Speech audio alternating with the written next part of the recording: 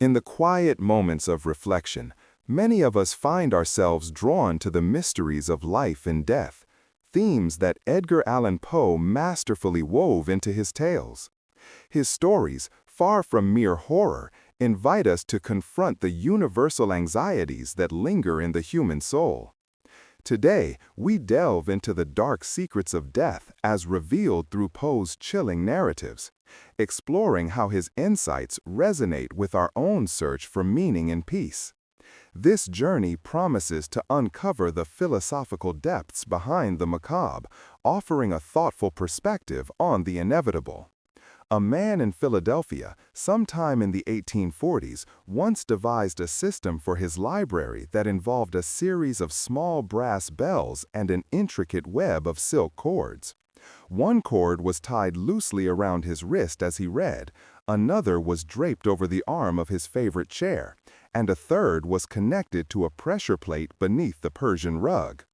He explained to a curious visitor that it was a fail-safe. Not against fire, nor against thieves.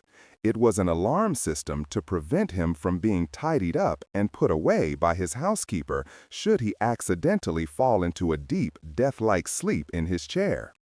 A peculiar precaution, perhaps, but one that a surprising number of his contemporaries would have understood completely. There was a quiet panic that simmered beneath the veneer of Victorian and antebellum society, a dread that had little to do with ghosts or ghouls, and everything to do with the fallibility of a doctor's eye. It was taphifophobia, the fear of being buried alive, and it was not an invention of fiction. It was a palpable, documented anxiety of the age.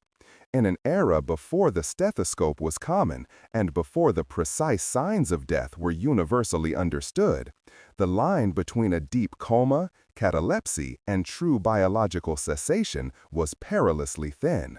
Newspapers of the day would occasionally run lurid accounts of exhumed coffins bearing scratch marks on the inside of the lid, or of bodies found in disturbed positions. These stories, whether true or sensationalized, fueled a public terror that was as real as cholera. This fear gave rise to a grimly inventive cottage industry, the safety coffin. These contraptions, patented with sober earnestness, were equipped with all manner of devices for the mistakenly interred. Some had breathing tubes for air. Others had complex systems of levers and pulleys connected to a bell on the surface. For a fee, one could be buried with a cord in hand, so that a twitch of the finger might ring the gravedigger's bell and announce a most unwelcome resurrection. It was a society so uncertain of death's finality that it required an escape plan from the grave itself. It is this very specific, culturally potent fear that Edgar Allan Poe masterfully mined, not for cheap shocks, but to explore the deepest recesses of psychological dread. He understood that the true horror was not the moment of death, but the moment of consciousness after one has been pronounced dead. The darkness presses in. Not the gentle dark of a sleeping room, but a thick, suffocating blackness that has weight and texture. The air is stale, heavy with the scent of pine and damp earth. There is no sound from the world above. The silence is absolute, a solid thing that fills the ears, broken only by the frantic, muffled drumbeat of a heart that refuses to accept where it is. A hand rises, slowly, tremulously, and meets the unyielding resistance of wood just inches from the face. It is then that the mind understands. The scream is born in the lungs, but it dies in the throat, smothered by 6 feet of soil and the profound indifference of the universe. In The Premature Burial, Poe gives us a narrator who is a walking embodiment of this societal anxiety. He suffers from catalepsy, a condition that can mimic death, and he becomes obsessed with the idea of being buried during one of his episodes. He lines his own vault with soft padding, installs an escape hatch, and places food and water within reach, turning his final resting place into a grim sort of panic room. Poe is not just telling a scary story. He is dissecting a mind consumed by a plausible terror. The horror is the narrator's obsession, the way his fear of death prevents him from truly living. Poe pushes the theme even further in The Fall of the House of Usher. Here, the horror is refracted through the character of Roderick Usher, who consents to the entombment of his cataleptic sister, Madeline. He is the one who must live with the consequences, tormented by the faint sounds he hears from the vault below, the scratching, the struggling. When Madeline finally emerges, bloodied and vengeful, it is the culmination of a psychological torture that has shattered her brother's sanity. Poe suggests that the premature burial is a double torment. For the one buried, it is a physical nightmare. For the one who buried them, it is a haunting of the conscience, a sin against life itself.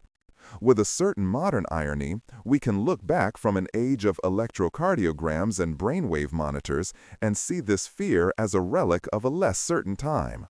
Yet, the claustrophobic horror Poe evokes remains potent. It speaks to a more fundamental dread, the fear of being trapped, of being helpless, of the mind being awake when the body is imprisoned. He reminds us of the fragility of the veil between one state and the next, and the profound psychological cost of that uncertainty. From the raw physical terror of the grave, Poe guides us to a different, more ethereal chamber of sorrow. In his 1846 essay, The Philosophy of Composition, he makes a statement that is both startling and, for him, perfectly logical. He declares that the death of a beautiful woman is unquestionably the most poetical topic in the world. At first glance, the sentiment seems morbid, even unsettling. But for Poe, this was not a fascination with death itself.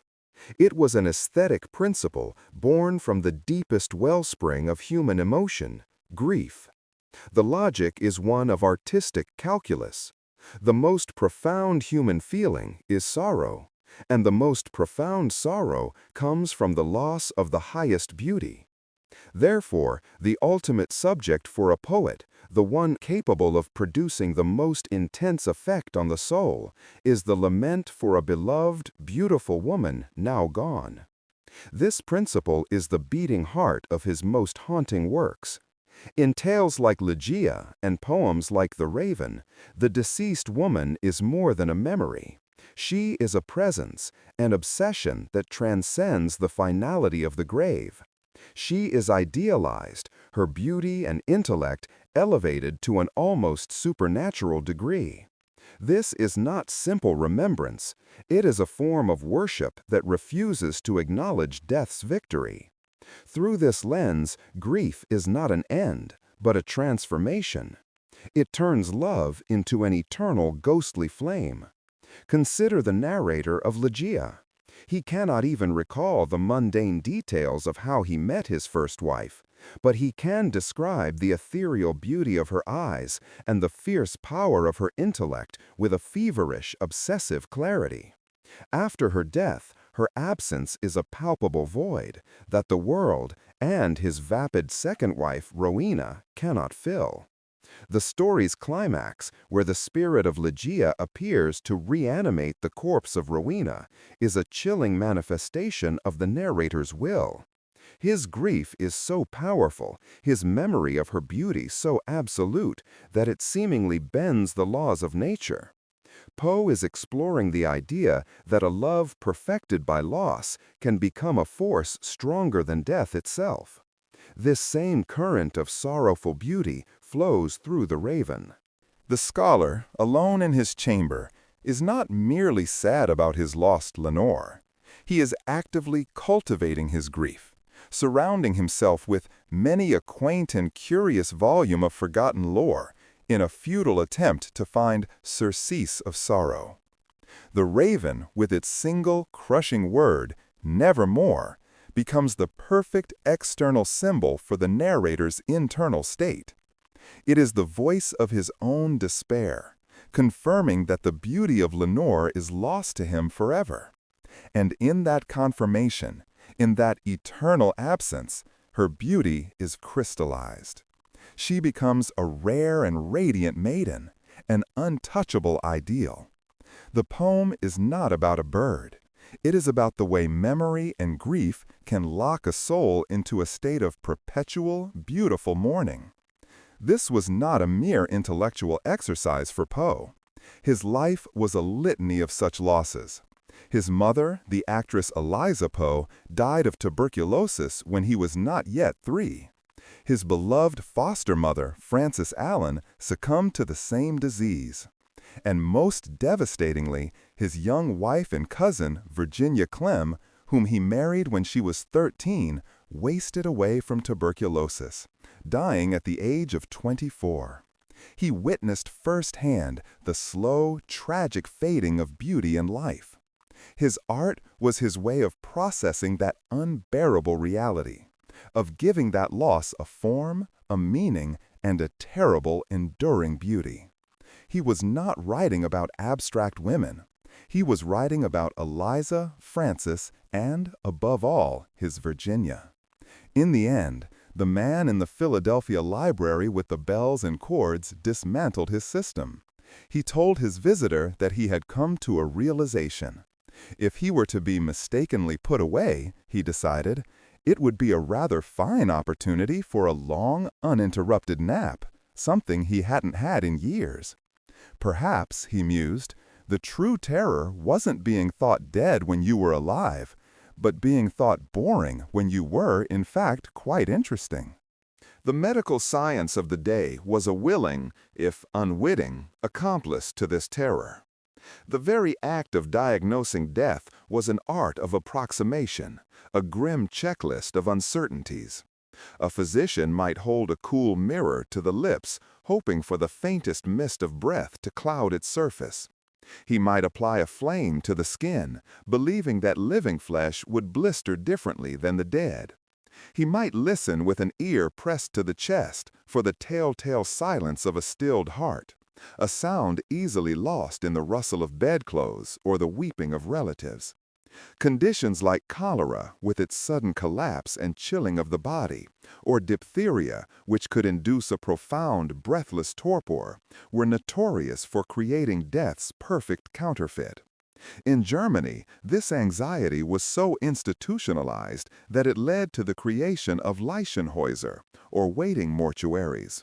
Here, the recently deceased were laid out in clean, quiet halls for days before burial, their fingers tied to a central bell system in a watchman's office. Any flicker of returning life, any involuntary twitch, would summon immediate aid. It was a system built on the acknowledged possibility of a catastrophic medical error. This fear was not confined to the common man. It haunted the minds of the era's most celebrated figures. Hans Christian Andersen was famously so terrified of being buried alive that he was known to leave a note by his bedside each night that read, "I only seem dead." It is said that George Washington himself, on his deathbed, made his secretary promise not to allow his body to be interred for at least 2 days. The dread was democratic, an existential tax levied on all, from the president to the pauper. It was a fundamental insecurity about the most fundamental state of being. Poe, ever the anatomist of our darkest impulses, saw this not just as a fear, but as a narrative engine of unparalleled power. He understood that the horror could be inverted. While the premature burial explores the terror from the victim's perspective, the Cask of Amontillado presents it as the perfect, calculated tool of revenge. Fortunato is not the victim of a medical mistake, but of a meticulously planned act of malice. He is walled up alive, brick by brick, his drunken confusion slowly giving way to the sober, shrieking realization of his fate. The final, faint jingle of the bells on his cap is a sound more chilling than any ghost's moan, for it is the sound of a living consciousness being sealed away from the world forever. Here, the premature burial is not an accident. It is the ultimate expression of human cruelty. the act of making another man's grave his final, conscious prison. In Berenice, Poe twists the theme into something even more pathologically strange. The narrator, Aegeus, becomes fixated on the teeth of his cataleptic cousin, Berenice. When she is believed to have died and is buried, he is drawn into a fugue state, only to awaken with a sense of horror and a small box by his side. A servant enters, speaking of a violated grave and a disfigured but still living, shrouded body. The box, when opened, reveals dental instruments and 32 small, white, perfect teeth. Poe forces the reader to confront an unspeakable act.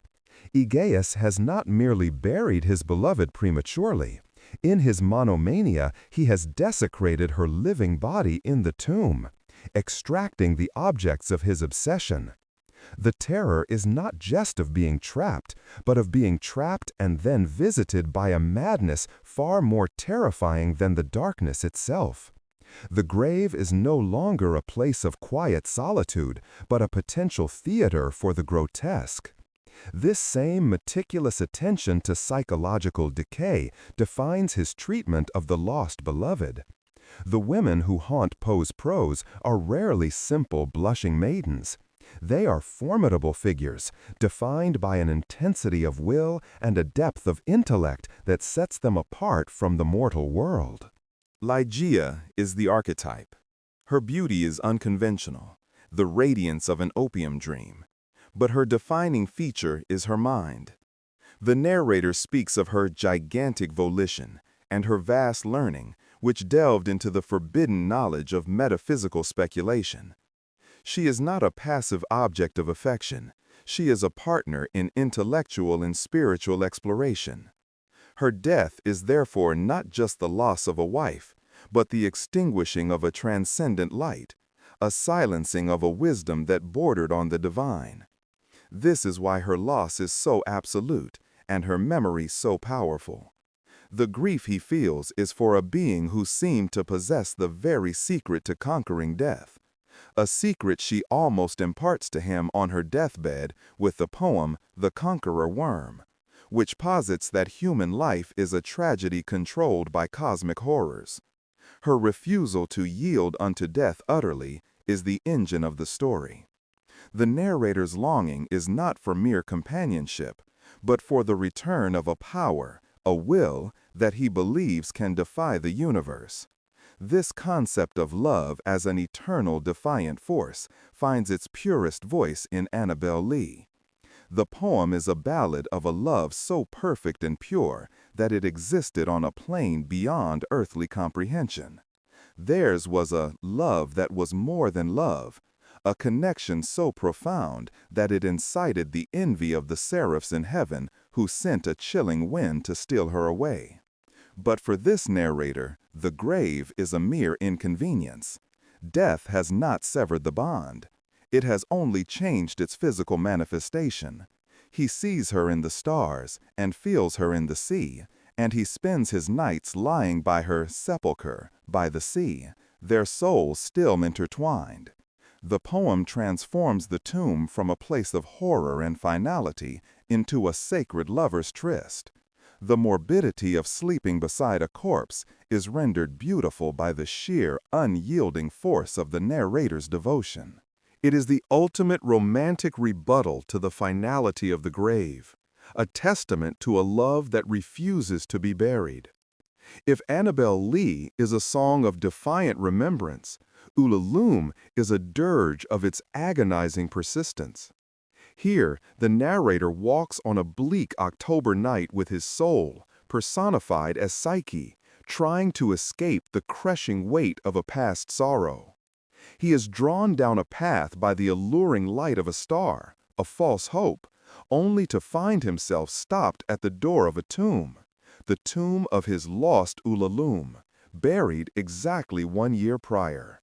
The horror of this poem is the horror of involuntary memory, of grief as a landscape one is doomed to traverse. His soul had warned him, but his conscious mind had forgotten the anniversary of his trauma. The tomb is not a place he seeks, but a place he cannot escape. The poem captures the cyclical nature of profound grief, the way it can ambush the heart long after one believes the healing has begun. The death of the beautiful woman here is not a source of poetic inspiration, but a wound in the psyche that will not close, a landmark of sorrow that geography and time cannot erase. Crucially, the narrators who tell us of these extraordinary women are themselves broken men. They are scholars, recluses, opium eaters, and madmen, their perceptions warped by sorrow and substance. This unreliability is Poe's masterstroke. We must ask, was Ligeia truly as brilliant and powerful as her husband remembers?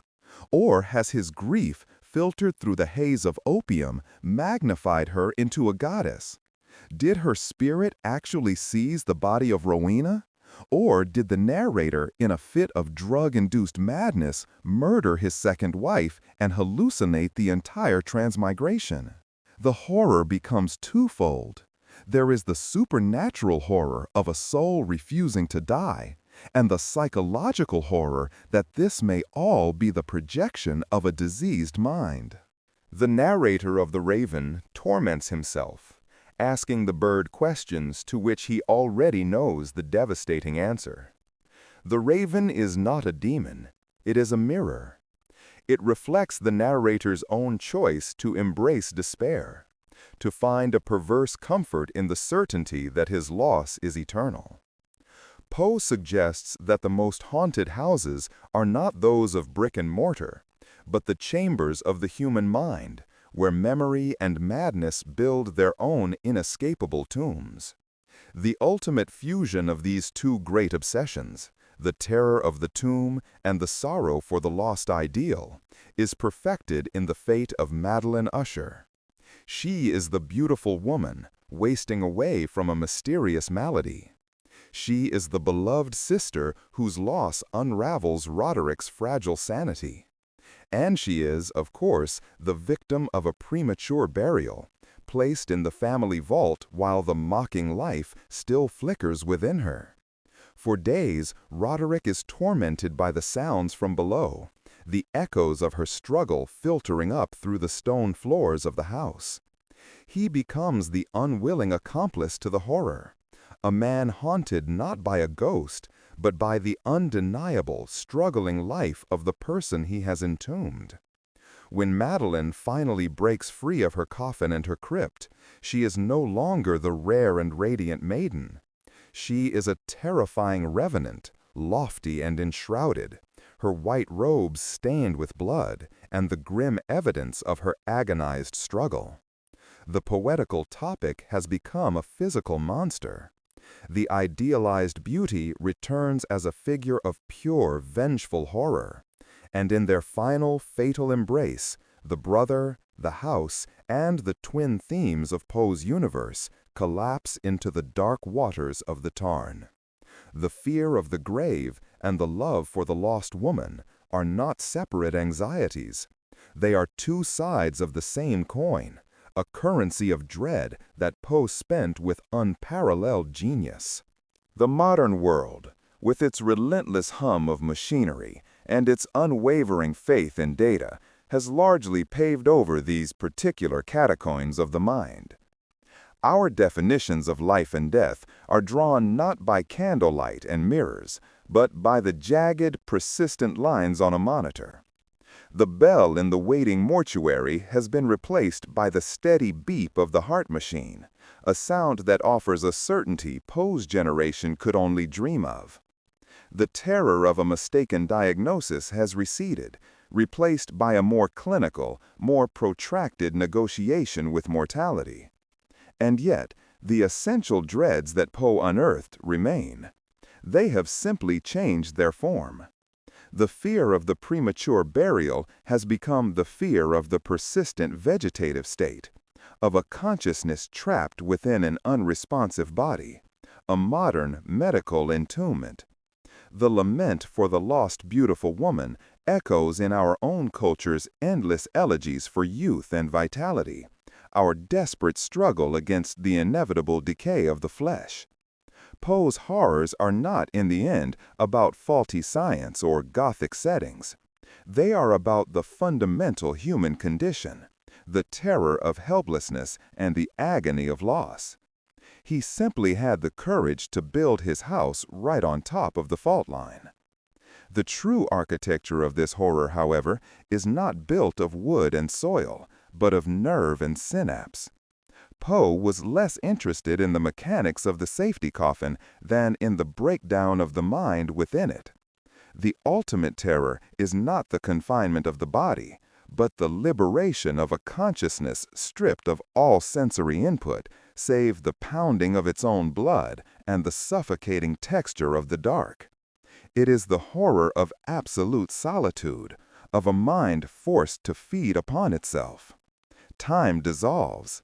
The distinction between a minute and an eternity evaporates. The only clock is the diminishing supply of air.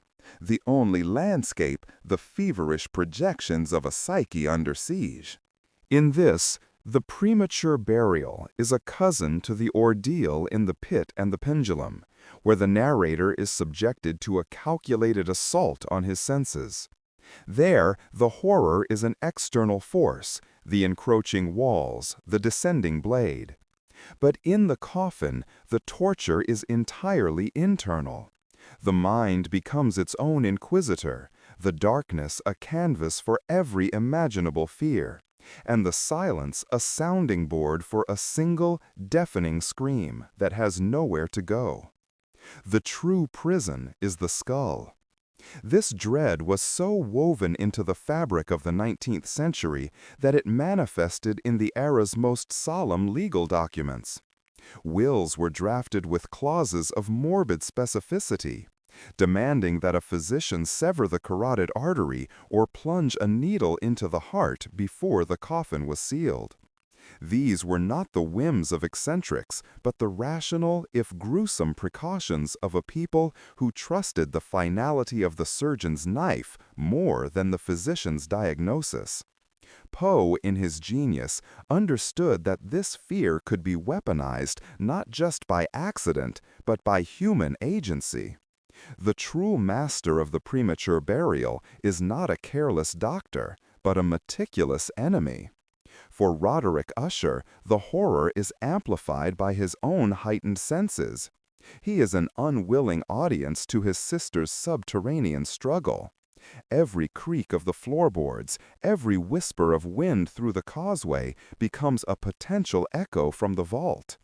He is tormented by the acoustics of his own house, which has become a giant listening device tuned to the frequency of his guilt.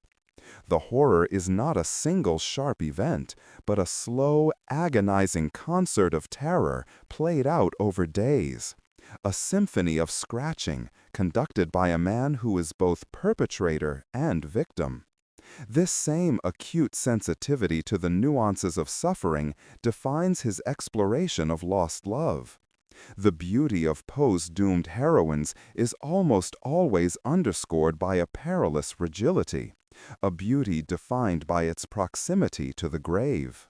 It is the hectic flush on the cheek of the consumptive, a sign of fever that mimics the blush of life even as it signals its imminent departure. This was the terrible beauty he witnessed in his wife, Virginia, whose struggle with tuberculosis was a protracted series of rallies and collapses. This experience informs the spectral quality of his female characters. They seem to exist in a liminal state between worlds, their brilliance burning brightest just before it is extinguished. In Morella, this theme takes a terrifying turn toward reincarnation and the loss of self. The narrator's wife, a woman of profound and forbidden learning, dies while giving birth, promising that she will live on. Their daughter grows to be the mother's exact duplicate in both appearance and intellect. The horror culminates when, at her baptism, the narrator is compelled to give her the name of his dead wife, at which point the child's features twist into Morella's triumphant smile as she too expires, having proven that identity is merely a vessel for a powerful, persistent will. The death of the beautiful woman is not an end, but the beginning of a supernatural cycle, a curse of eternal return. This dynamic of replacement and return is one of Poe's most potent psychological tools. The second wives or new loves who appear in these tales are doomed from the start. They are invariably fair-haired, blue-eyed, and placid, the very antithesis of the dark, brilliant, and passionate woman they are meant to replace. Rowena in Ligeia is not so much a character as she is a void, a pale canvas upon which the narrator's obsession with his first wife can be projected. Her failure to fill the spiritual and intellectual vacuum left by Ligeia is what makes her vulnerable, a suitable and empty vessel for the first wife's spectacular return. The question Poe leaves hanging in the opium-laced air is whether the narrator is a passive witness to a supernatural event or an active participant. Is his grief a form of psychic necromancy? Does his incessant invocation of Ligeia's memory, his refusal to let her go, effectively murder the bland spirit of Rowena to make room for the ghost he desires? The beautiful woman's death, in this light, grants the grieving lover a terrible power, the power to reject reality and, in the darkest corners of his mind, to command the dead to rise and live again, no matter the cost to the living. This obsession with the dying beauty was itself a form of entombment. The grieving narrator becomes his own Montresor, walling himself into a crypt of memory, brick by painful brick. His library becomes the catacomb, his books the bones of a dead past. The world outside ceases to exist, its sounds muffled by the thick walls of his sorrow. This self-imposed burial is, in its way, more complete than any physical grave, which at least offers the desperate hope of splintering wood and clawing through soil. Here there is no escape, for the jailer and the prisoner are one. Furthermore, the very nature of 19th-century disease, particularly consumption, lent itself to this morbid aesthetic. The illness was seen to refine its victims, hollowing out the physical form, while supposedly intensifying the spiritual and intellectual light within. The feverish, bright-eyed consumptive became a living memento mori, a beautiful tragedy in slow motion, her increasing transparency seen as a sign of her spirit preparing for a higher plane. Poe was not just mourning a death, he was chronicling the terrible, beautiful process of fading, a process that turned a living woman into a perfect, untouchable memory, even before the final breath was drawn. The true horror, then, was watching the grave slowly claim the beloved while she still lived, a premature burial of the soul long before the body followed. As we reflect on Poe's tales, it becomes clear that his portrayals of death are not mere frights, but profound inquiries into the human condition. They remind us that in facing mortality, we uncover truths about life, love, and the mind. Poe's legacy endures as a gift to those seeking deeper meaning, offering a quiet companionship in the universal journey toward understanding. May his stories continue to inspire reflection and peace in our own lives.